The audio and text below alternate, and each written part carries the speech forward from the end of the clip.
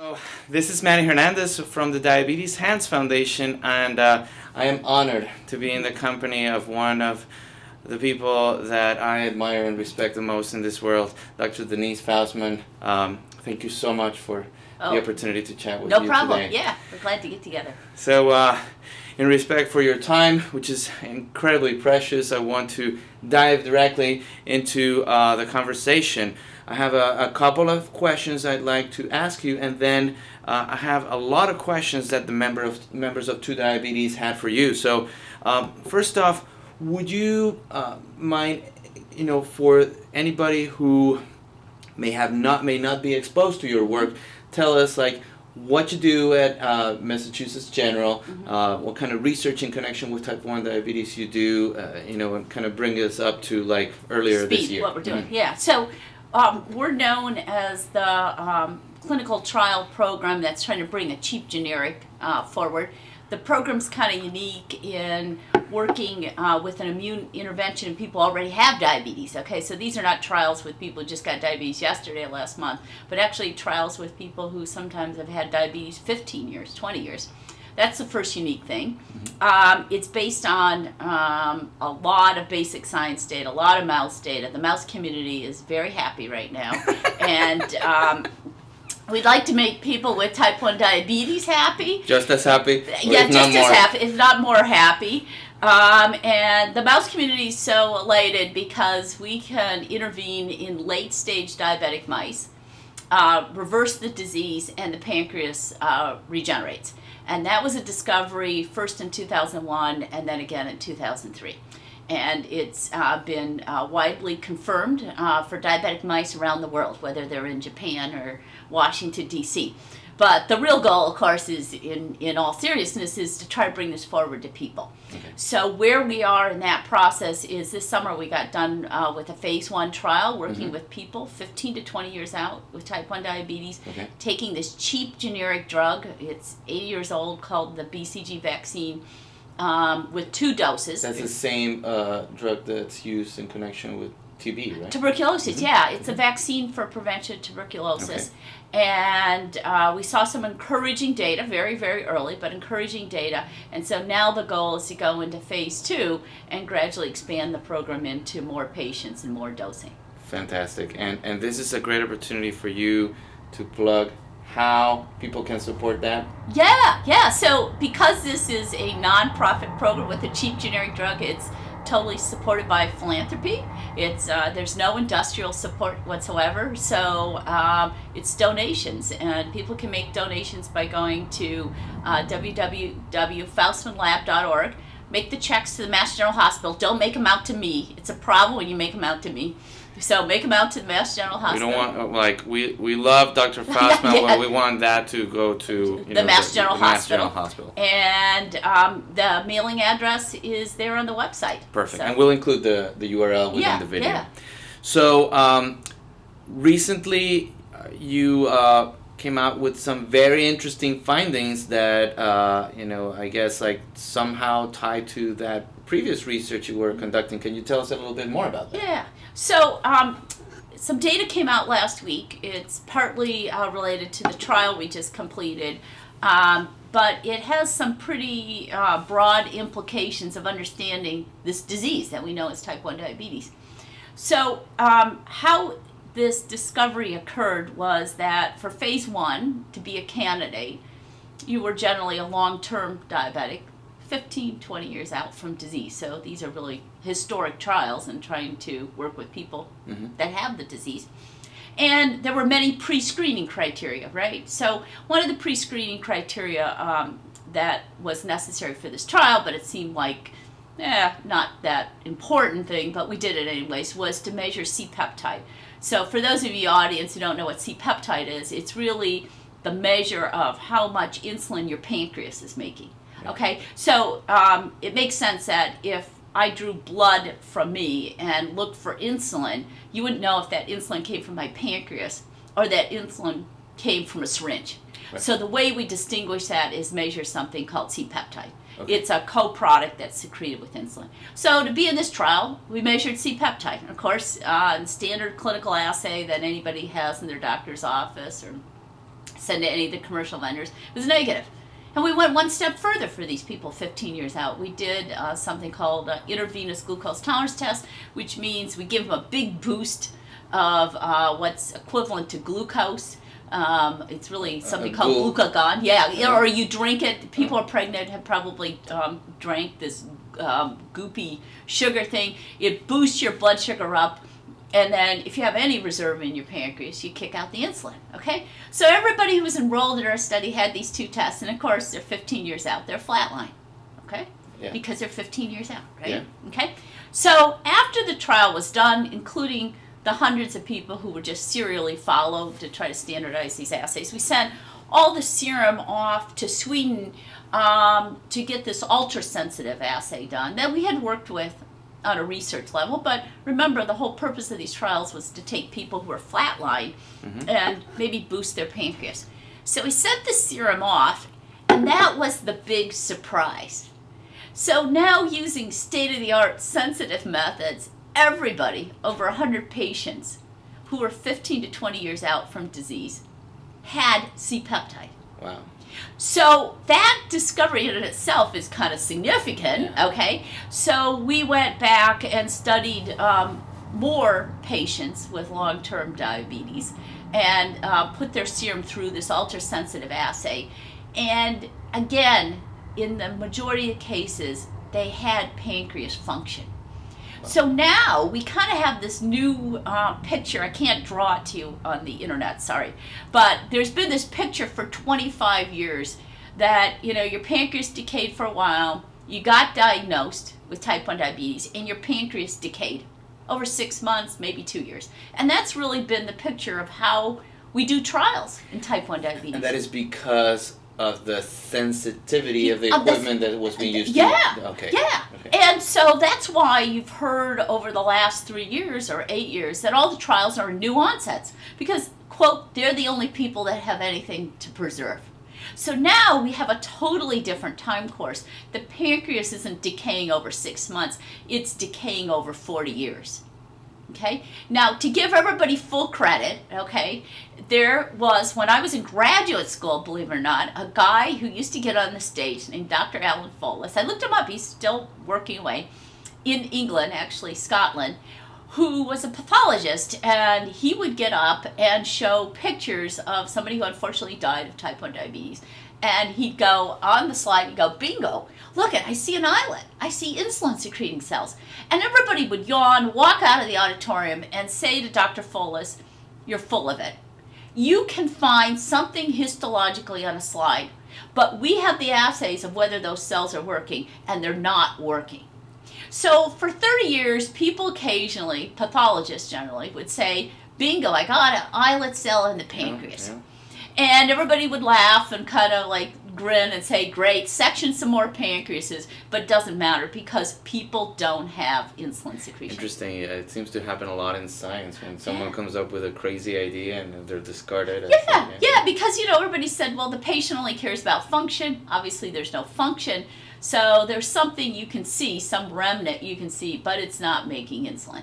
So maybe that data was right all along, that those few little cells were actually doing something.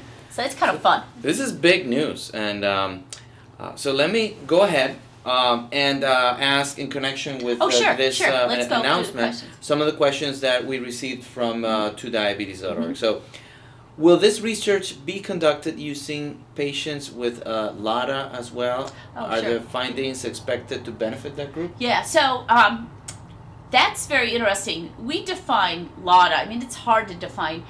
If you get hyperglycemia and you have autoantibodies, and especially if you have a family history of autoimmunity, not just type 1 diabetes, but hypothyroidism, Crohn's, MS, we define you as a type 1 diabetic. But more so when you come in, we can actually track your bad T cells that are autoreactive to the pancreas. So it doesn't really matter when you get the disease. We can put you into a clear category of type 1 diabetes. So yes, absolutely, we think so. Awesome. Do you expect any treatment that results from this research to benefit people who have had diabetes as long as 40 plus years? Yeah. So remember, we started out doing these trials in people we thought were flatline, so we obviously believe So it makes it even better, right, that not everybody's flatline. A little more complicated to do trials now, but we will have to see what the challenge is for people who truly are flatline now with no C-peptide versus people who have different degrees of residual function. We think the difficulty in doing this may be more related to the age of onset of the disease than other factors, because from an immune perspective, an immunology perspective, if you're unfortunate and get diabetes at 18 months, you probably have a lot of bad T cells out there. Now, you might have the advantage of having a lot of regeneration as well, right, because you're growing. But we'll see if there's differences in dosing for different people. So a person who has had type 1 for 40 years but developed type 1 at, say, age 25 would be... Might be easier to treat. Might be easier to treat. But we'll see. It's all speculation until we get into phase 2. But now it's kind of opened our eyes of not everybody's quite the same. You don't have a dead pancreas after 2 years. Absolutely.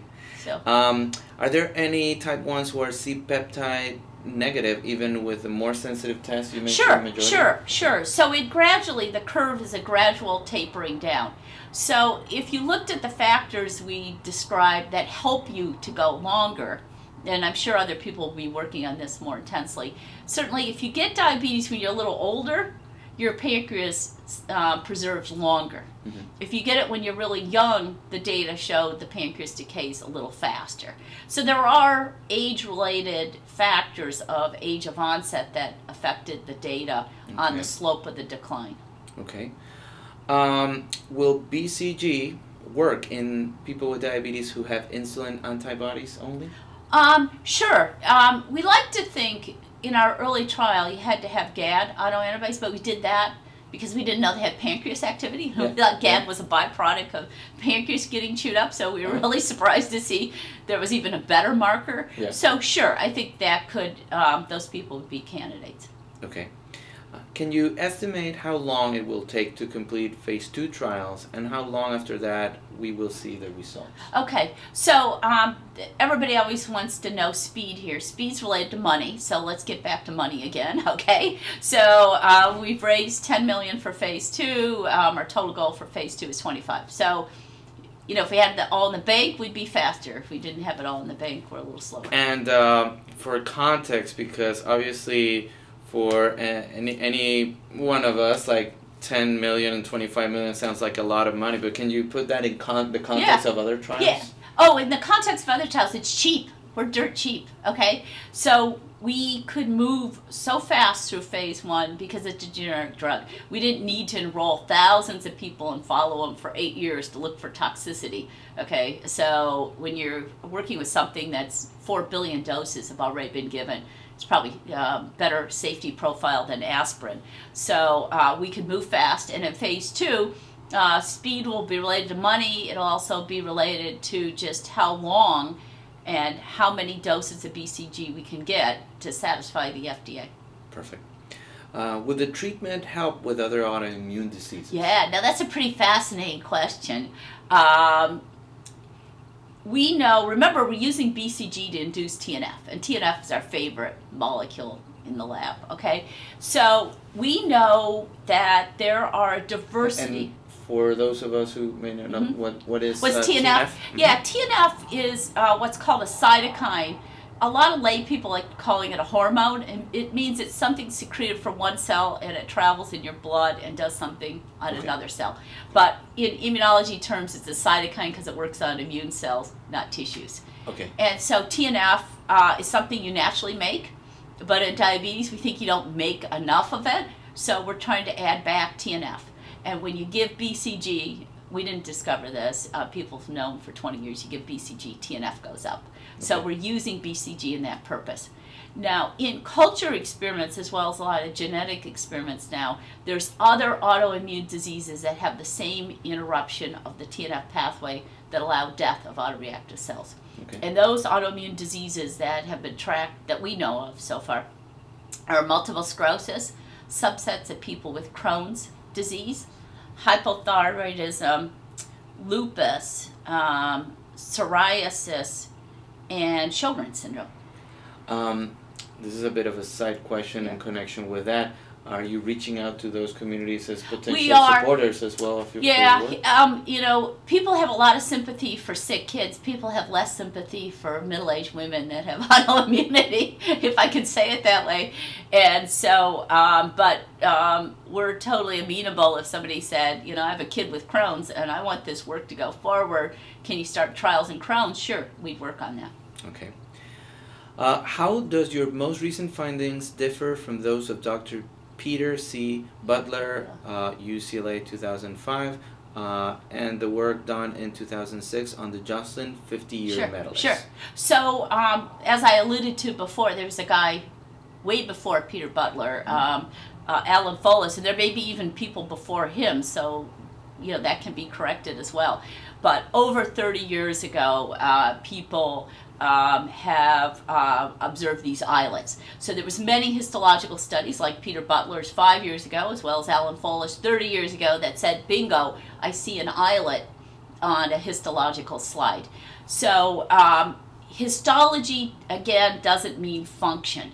And so histology was severely criticized because it didn't mean the islets were making insulin. So basically the fact that they were visibly there doesn't mean they're making any product, right? Right? So it's like seeing a car in the driveway doesn't have an engine in, doesn't mean it's going to be a good car. Right. So people thought just seeing histology evidence of islets or even histology evidence of islets dividing didn't mean it was going to help people. So this data is new in that it now links function to 30 years worth of histology data. The data from the Joslin's interesting too.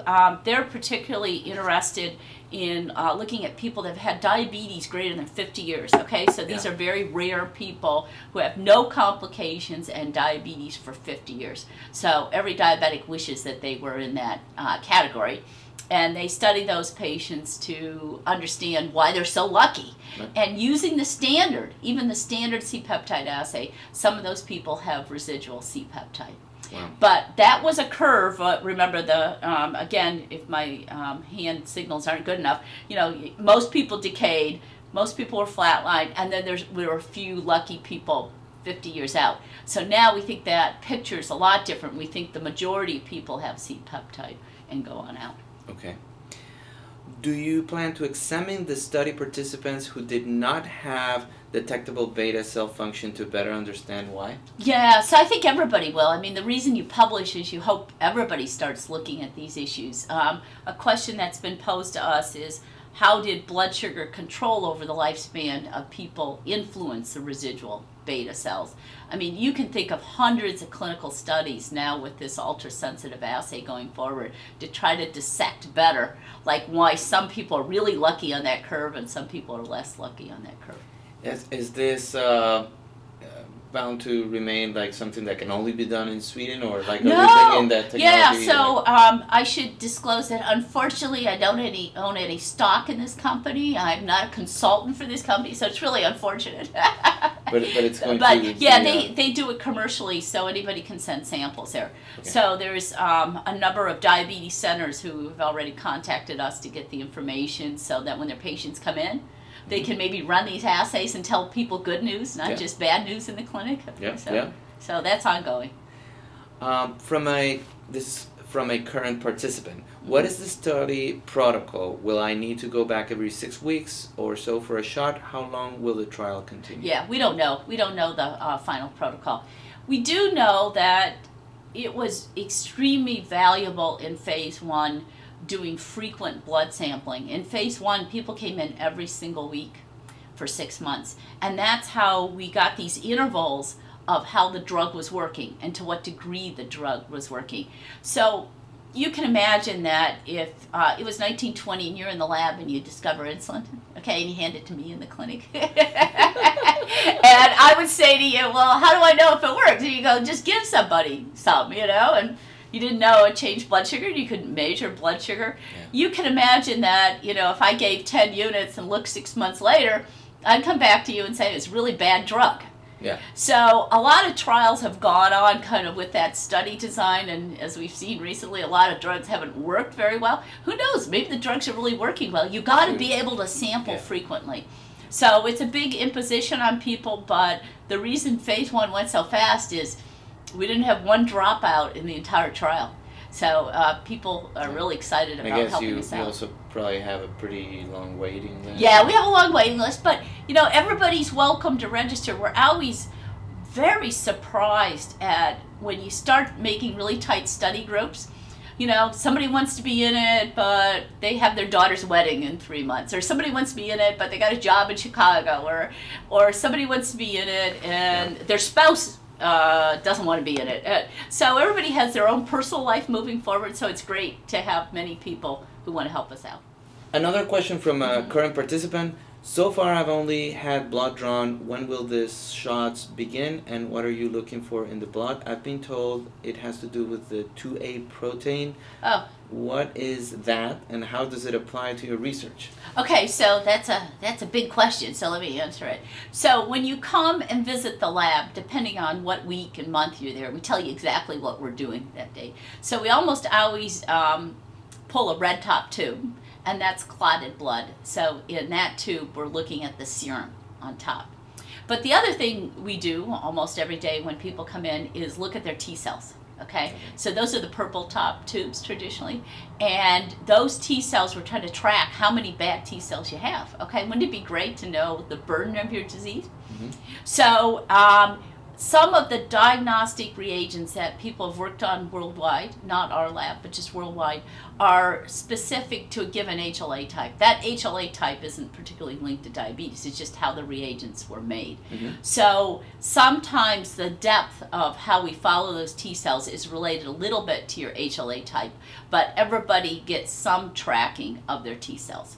But if your HLA-A2, which is just a given protein, it's like a transplantation antigen. Yeah. We can do a repertoire of like 6 bad autoreactive cells, versus if you're not A2, you're going to have a smaller repertoire we can track. Okay. So it helps us out a little bit, but it's not necessary. Okay. Do you need more study participants? Always.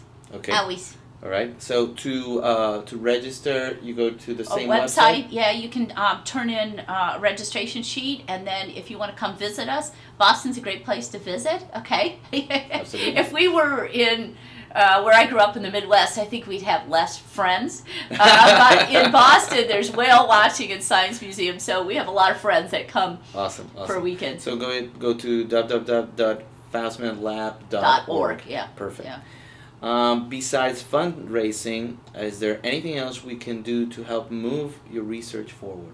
Everybody is so helpful. It's amazing. If it wasn't the age of the internet, we wouldn't have such a community of people worldwide who fly in to meet us. Honored to have the involvement of the community. Awesome. Well, that's it. Those are the questions. Thank you so much, Dr. Thank you. Faustman. It's such an honor, and we'll be publishing the video very shortly, and with enough time also caption it in Spanish for the members of Estudiantes, our Spanish sister community. Fabulous. Thank you so much. Sorry, I don't speak Spanish. It's okay. It's French. It's French.